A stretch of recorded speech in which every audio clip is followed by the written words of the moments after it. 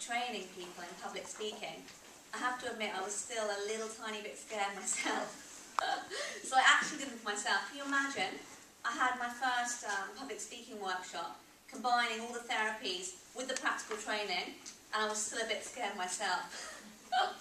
Not the best way to go in, is it? Not the most congruent position to be in. So anyway, you should find they really help you, because obviously it's the things I use to help myself.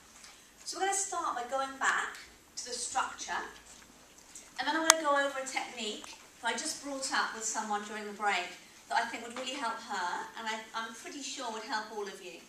So we'll go back to structure first. So we talked so far about building rapport. And can anyone remember what we talked about? I know it's written on the board, but can anyone remember what we talked about in terms of building rapport? Making the audience feel involved. Okay. Anything from the beginning of the session that we spoke about to really gain people's trust and respect? Does anyone remember at the very beginning when we were talking about one thing in particular? I think we're in the circle. Eye contact. Very good. Exactly, eye contact. So eye contact is integral to this. So starting with a band, eye contact with as many people as you can get. I would say, as a general rule, about 2 seconds on each person. So any longer and they're going to feel like you're staring them out. Any less, and they're going to feel like, I don't know, they're going dizzy. So I would say about 2 seconds. So maybe a couple of words, and then you can move on to someone else. Okay, so next up, I want to work on the overall structure. We've got the introduction, we've got starting with a band, perhaps putting a quote in, asking questions. So when we ask questions, we ask things like, can you raise your hand if? It's really good. It's a really good way to get people involved and engaged. It also deflects attention from yourself. And one of the main reasons why people say they feel uncomfortable when they're standing up is because they feel exposed. I was teaching a little 11-year-old girl this week, public speaking. My goodness, the things that parents make their children do these days. And she was stood up there and she said, I just feel so exposed, I hate it. And that, I think, is common for a lot of people. So the best way to deflect that is to communicate with your audience. And a good speaker will speak as if they're allowing their audience to jump up and interject at any time. So good pauses, good eye contact. Really, it should be no different from having a conversation. And if you get raise your hand if kind of questions, and that involves everyone as well. I mean, even just doing that, just put your hand up in the air for me, please. Everyone. So I've got all your attention now. A few of you are looking down. I don't know if when you're bored or thinking about something else. But remember that we have 300,000 thoughts a day. Oh, no, it's 500,000 thoughts a day. And of those 500,000 thoughts, the majority of them are about the same kind of things. So maybe what you're going to wear, what you're going to eat for dinner. And so you're battling with them. As a speaker, you're battling with them. You're battling with people's attention. Because it could go at any minute. So questions are really good. Within your structure, so you have your introduction, then you've got your main body. A really good main body structure for you to follow is something called the rule of 3. Does anyone know what the rule of 3 is? Or the power of 3? Does anyone know what it is? Have you heard of it before? I did it in gardening. It's the same thing. Could be, I'm not sure. Always group things in 3s. Yeah, planting plants. Oh, really? And trees. It's the same. Remember it like that. Someone else raise their hand. I was just going to say, like, if you're trying to, like, impress a point on someone, you said, like, use 3 reasons to back it up. You said this, this, and this, and they go well together. Yeah, it sounds good. It's balanced. Also, people tend to kind of think about something when you say it the first time. Then they start to understand it when you say it the second time. And then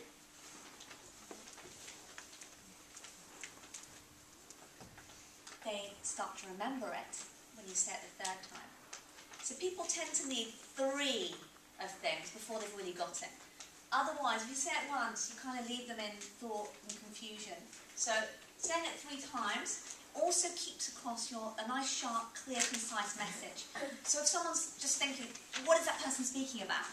Then that's no good, is it really? We all want to know exactly what it is that you're talking about. If you're talking about this and this and this and this, we're left thinking, oh, I'm confused. And then we start thinking about what we're going to have for dinner and what we need to do at home and all those kind of things. We get distracted. So keep it simple. That's what I'm going to say. Keep it simple.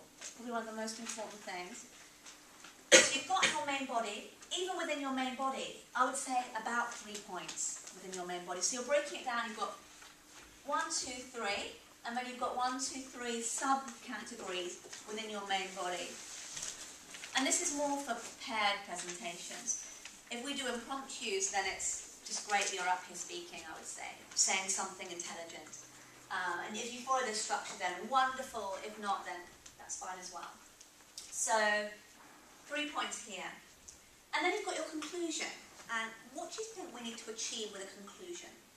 Does anyone have any idea what a good conclusion would sound like?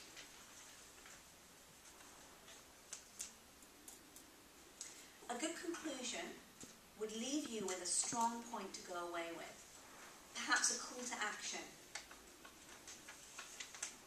But we want to know what this person should be thinking as they walk away. So something strong, they go away, they keep thinking about. So really another bang. So you're finishing with a bang again. And it could be a question. It could be an answer. It could be an answer to the question up there. Or again, it could be a quote. And I've texted someone about the Nelson Mandela quotes. We'll see if my response arrives before the end of the session. So I can tell you, I can share it with you. It's a very good one. Okay. Any questions on this at all? Any questions on the structure? Do you feel comfortable with that? Does that seem simple enough for you?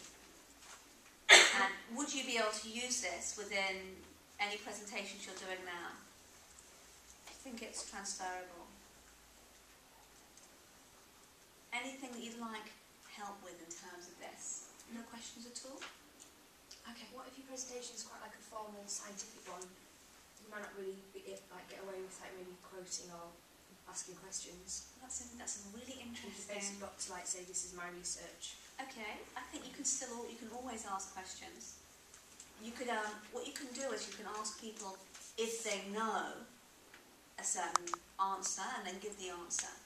So, for instance, does anyone know how many cells are within a certain species of plant? I'm not a biologist. But something like that. And then when you give the answer, it's likely to be more hard-hitting. I use this kind of structure, and all my methodology I use with people in big corporate firms. So if you think of the big four, like KPMG, this is how my students will then go and present in front of their employers. Because this is recognised as one of the most efficient ways to present. And okay, maybe it seems a bit funny that someone might suddenly draw a diagram in the middle of a presentation, or might ask you, the audience, questions. But I think if the subject's dry or very factual and full of statistics, surely we need something to lighten up a bit. We need to get people's thinking brains working. So always remember that when you stand up here, you're the authority on the subject, and always assume that there's an equal number of people out there who know as much as you do and who know nothing at all. Always make that assumption. So you're not oversimplifying things, but you're also not overcomplicating them. Does that make sense? So you're really kind of speaking for everyone at the same time. I think that's really important, because no one likes to be patronised, but no one likes to be 100% confused, do they? So that would be the recommended style for me. Great, so has everyone got those notes down now based on this? Has everyone got it clear in their minds? Good. So when you're done with the note writing, if you just put your pads under your chairs, nice and clear.